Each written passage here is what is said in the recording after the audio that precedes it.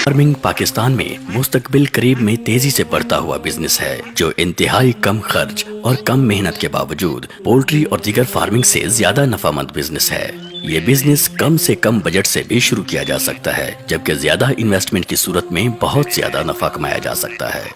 Duck farm families और बच्चों के लिए एक खूबसूरत पार्क और दिलकश सैरगाह की हैसियत भी रखता है।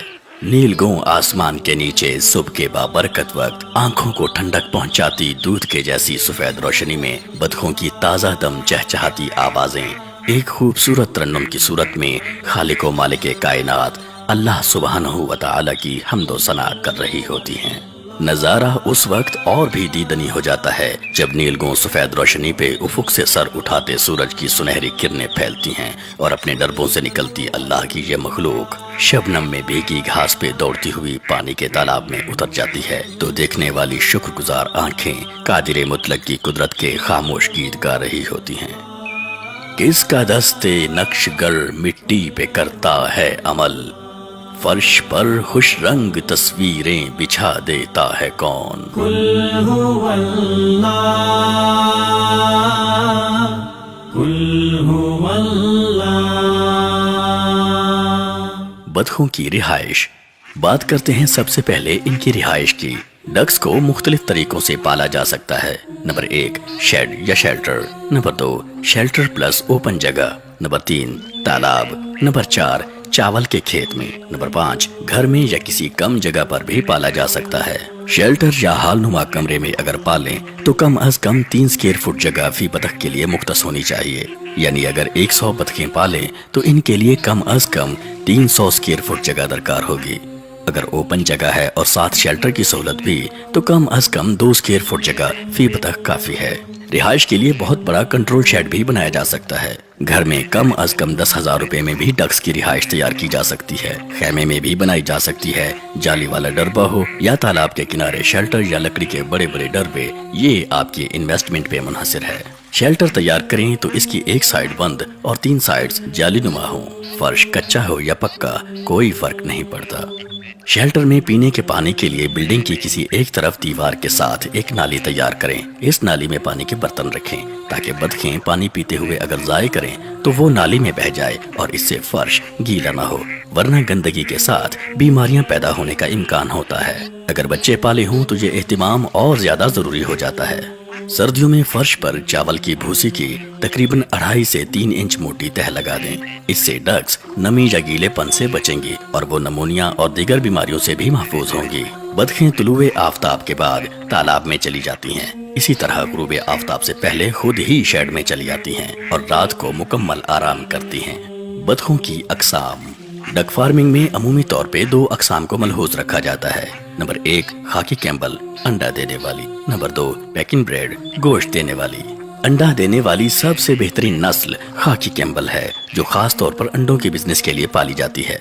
खाकी कैम्बल फी बतख सालाना तकरीबन 300 अंडा देती है और ये 2.5 साल तक मुसलसल देती रहती है। इसके अंडे की खासियत ये है कि ये मुर्गी के अंडे की निस्बत साइज में बड़ा और वजन में ज्यादा होता है और एक्सपायर भी ज्यादा देर बाद होता है। इसका रेट मुर्गी के अंडे से ज्यादा होता है। बेकरीज और स्वीट्स में ये ज्यादा इस्तेमाल होते हैं। गोश्त के लिए पेकिंग ब्रेड सबसे फायदेमंद नस्ल है। ये सफेद रंग की होती है और गोश्त बहुत तेजी से बढ़ाती है। सिर्फ 45 से 60 दिनों के दौरान अपना वजन 2.5 किलोग्राम तक कर लेती है।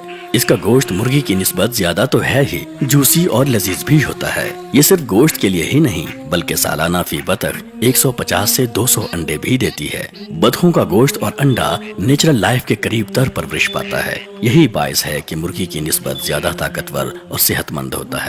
याद रहे कि नर और मादा में अंडा देने वाली नस्ल में 5:1 की रेशो इकट्ठी रखें, यानी 5 मादा बतखों के लिए 1 नर। अगर 100 बतख पालें तो इनमें 80 मादा हों और 20 नर, जबकि गोश्त देने वाली नस्ल में 4:1 की रेशो जमा करें।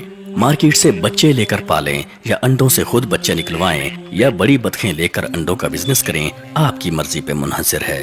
बच्चे निकलवाने के मुख्तलिफ तरीके हैं। पहला तरीका ये है कि मादा बतखों से निकलवाएं, जो मारूफ है।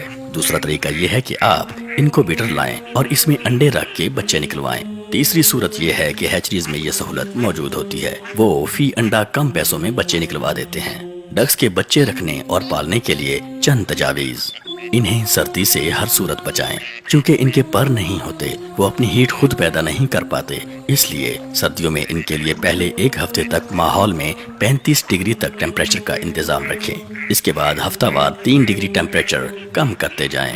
یہ سلسلہ 1.5 ماہ تک رکھیں۔ 1 ماہ تک پر نکلنا شروع ہو جائیں گے اور پر نکلنے سے اگلے 15 دن تک وہ اپنا ٹیمپریچر خود مینٹین کر سکیں گے۔ ڈکس 4 سے 5 ماہ بعد اور بعض 6 ماہ بعد انڈے دینا شروع کر دیتی ہیں۔ اگر آپ انڈوں میں جلد ارننگ کے خواہش مند ہیں تو بچوں کے بجائے بڑی بطخیں لیں اور انہیں پالیں، لیکن اگر گوشت اور انڈے دونوں کا بزنس کرنا چاہیں تو بچے لے کر ہی پالیں۔ جہاں تک ڈکس میں مختلف موسمی بیماریوں کا تعلق ہے تو ان میں مرغی کی نسبت بہت کم بیماریاں ہوتی ہیں، یعنی صرف 10% بیماری متوقع ہو سکتی ہے، اور اس کا علاج بھی نسبتاً سستا اور آسان ہے۔ خوراک۔ ڈکس کی فیڈ کا وقت طلوع آفتاب کے فوراً بعد ہوتا ہے، اسی طرح غروب آفتاب سے پہلے بھی فیڈ اور صاف پانی پلایا جاتا ہے۔ مارکیٹ میں ان کے لیے تیار خوراک ملتی ہے۔ روٹی اور ابلے چاول ان کی پسندیدہ خوراک ہے۔ تالاب وغیرہ میں کیڑے مکوڑے بھی کھا جاتی ہیں۔ تالاب میں اگر ان کے ساتھ مچھلیاں بھی پالی جائیں تو زیادہ فائدہ مند ہے، کیونکہ بطخوں کا فضلہ ان مچھلیوں کی خوراک بن جاتا ہے۔ اسی طرح مچھلیوں کے بچے بطخوں کی خوراک بن جاتے ہیں، جس کی وجہ سے انڈے زیادہ دیتی ہیں اور مچھلیاں بھی فری پل جاتی ہیں۔ بطخوں کے تیرتے وقت ان کے پاؤں چپوں کی طرح چلتے ہیں، اس سے مچھلیوں کو آکسیجن بھی ملتی ہے اور وہ بہت تیزی سے بڑی ہوتی ہیں۔ اگر بطخوں کو چاول کی فصل میں چھوڑیں تو اس کا بھی بہت فائدہ ہے۔ ایک تو ان کا فضلہ فصل کے لیے فرٹیلائزر کا کام کرتا ہے، دوسرا یہ فصل میں کیڑوں مکوڑوں کو کھا جاتی ہیں، جس سے فصل بیماریوں سے محفوظ اور انہیں مرغوب خوراک بھی میسر ہو جاتی ہے۔ خوراک کا تناسب۔ اگر ڈکس کے بچے ہوں تو پہلے 1.5 ماہ تک کھلی خوراک دیں، 1.5 ماہ بعد 100 گرام فی بطخ روزانہ صبح و شام خوراک دیں۔